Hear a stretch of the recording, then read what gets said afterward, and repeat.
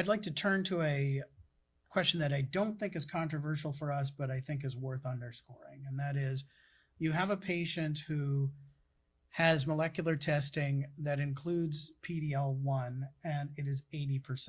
It's in the high range that suggests that they are likely to benefit from Keytruda. They saw it on television. They hear about it on TV, in the news, et cetera. And they have EGFR mutation testing, and it's positive. I know that there are some oncologists who say that once you get PDL1 back, which often comes back well before anything else, you have a target, you can go after that. Let's talk about what is the role of immunotherapy in patients with high PDL1 and an EGFR mutation, not just first line, but does that change where you'd place immunotherapy in the sequence that follows?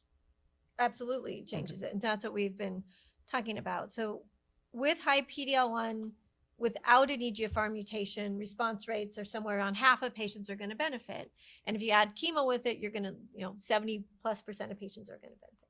If you have an EGFR mutation, it's only maybe 10%. But if you have if you give someone an EGFR targeted pill, response, like 70-80+% of patients are going to benefit. So clearly you can have 80% of patients benefit by giving them an EGFR drug, or you can have 10% of patients benefit by giving them an immune therapy. That's pretty obvious. Yeah.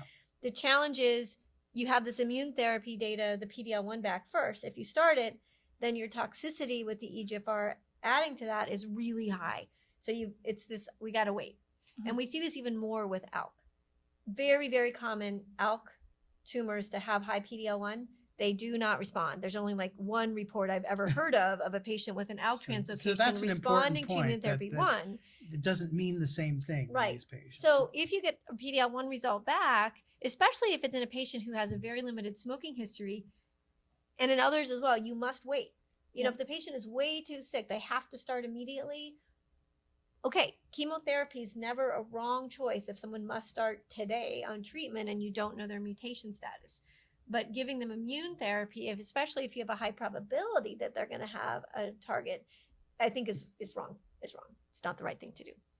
Yeah, I fully agree with that. And I think one other point to bring out is really differentiating the fact that we're talking about the difference between giving immunotherapy in these patient populations in the first line setting and the second or later line setting, because we know that the tumor environment, meaning the landscape in which the tumor cells, the cancer cells sit in the body, changes, and the population of cancer cells change during the course of treatment with a tyrosine kinase inhibitor like osimertinib Tagrisso, like alectinib Alcensa. So that is what makes the difference here, we think, between what's happening in the first line setting and later line settings with these patients who have the targetable oncogenic drivers, and why we're so adamant about not giving immunotherapy in the first line setting, but waiting until the later line setting, because there's something that has changed within the tumor environment related to the immune environment specifically there that makes the cancer more responsive to the immunotherapy. And then also at that point, you're less likely to then be butting up against the toxicities that we've been discussing. Yeah.